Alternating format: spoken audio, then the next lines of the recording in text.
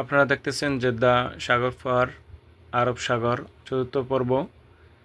এখানে কত সুন্দর দেখছেন যে একটি আপনার সাগরের উপর দিয়ে যে লেন করে দিয়েছে বা ট্র্যাক করে দিয়েছে, কত সুন্দর দেখেন। এখানে বসে খানা খাওয়া যায়। এখান থেকে আপনারা আলবাইকের মতো ব্রুস্ট খেতে পারবেন বা অন্যান্য খাবার খেতে পারবেন, যেগুলো স্ন্যাক্স জাতীয় খাবারগুলো।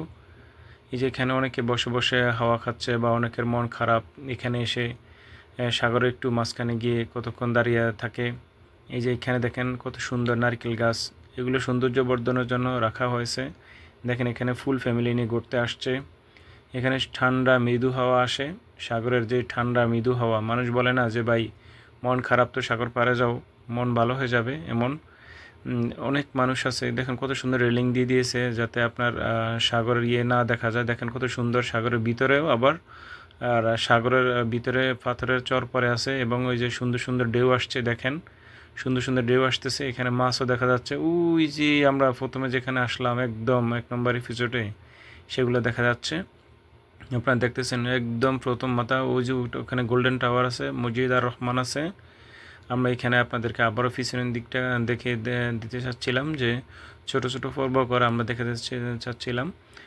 থ্যাংক ইউ, আপনাদেরকে আবারও অসংখ্য ধন্যবাদ।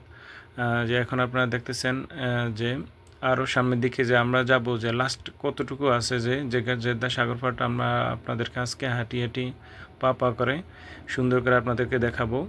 একদম প্রথম থেকে শেষ পর্যন্ত দেখাবো। দেখেন কত সুন্দর ঢেউ আসতেছে, সাগরে ঢেউ আসতেছে, খুবই ভালো লাগতেছে ঢেউগুলো।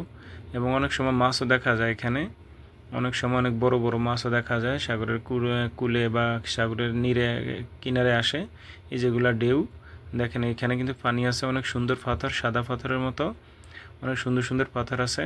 এবং এখানে আরও পার্কিং এরিয়া আছে এবং আপনার এখানে আসির জুস এগুলা খেতে পারবেন। দেখেন কত সুন্দর ঢেউ আসতেছে।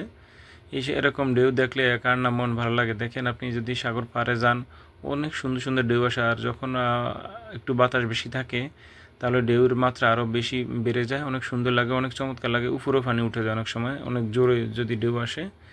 এরকম রাতের এই সিনারিগুলো দেখতে কত সুন্দর। দেখেন এখানে পাকিস্তানি একটা ফ্যামিলি আসছে, ওনারা দেখতেছে যে ফ্যানের বাতাস, এখানে গরম হাওয়া, কিন্তু একদম আপনার এখানে ডিগ্রি অনেক নিচে, এখানে সেলসিয়াস ডিগ্রি অনেক নিচে থাকে।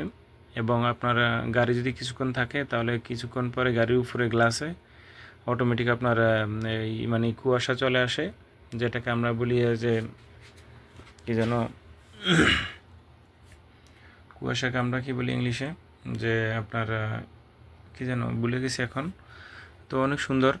দেখেন এই যে এখানে আমরা আপনাদেরকে দেখাচ্ছি কত সুন্দর টেবিল আছে, একদম আপনার টেবিল বসার জন্য অনেক সুন্দর সুন্দর টেবিল আছে। এই যে এখানে রেস্তোরাঁর মতো আছে, এখানে আপনি রেস্ট করতে পারবেন। এখানে পানিও আছে, পানির ফোয়ারা আছে ছোট, এই এরকম। এবং এখানে ওই যে দেখেন ভিতরে টয়লেট আছে। এই যে এখানে বাচ্চারা খেলাধুলা করতেছে, এখানে ঈদ মোবারক লেখা আছে। এরকমটাই মনে হচ্ছে যে এখানে ওই যে ঈদের জন্য সাজিয়েছে অনেক আগে। হ্যাঁ, এখানে ঈদের জন্য সাজিয়েছে এরকম। এবং বাচ্চারা দুষ্টুমি করতেছে, ফ্যামিলি নিয়ে হাঁটতেছে। আপনি যদি দেখেন এই যে এই চেয়ারগুলোর উপরে দেখেন পানি বসে গেছে, দেখছেন যে কুয়াশার মতো পানি চলে আসছে অটোমেটিক, বুঝছেন। এখানে যে ফিলারগুলো থেকে অটোমেটিক পানি নিচে গেমে গেমে পড়তেছে, এতটা আপনার এখানে উষ্ণায়ন দেখেন গেমে গেমে পড়তেছে। ওই যে দেখছেন যে টেবিলের উপরে অনেক পানি দেখা যাচ্ছে। আমরা আবারও আপনাদেরকে পিছনে দেখাচ্ছি, ঘুরে ঘুরে দেখাচ্ছি। এই যে এই দৃশ্যগুলো খুবই ভালো লাগতেছে, দেখার মতো দৃশ্য। আমার সাথীরা চলে আসছে, আপনাদেরকে স্বাগতম ও শুভেচ্ছা রইল আগামী পঞ্চম পর্ব দেখার জন্য অনুরোধ রইল। Thank you so much.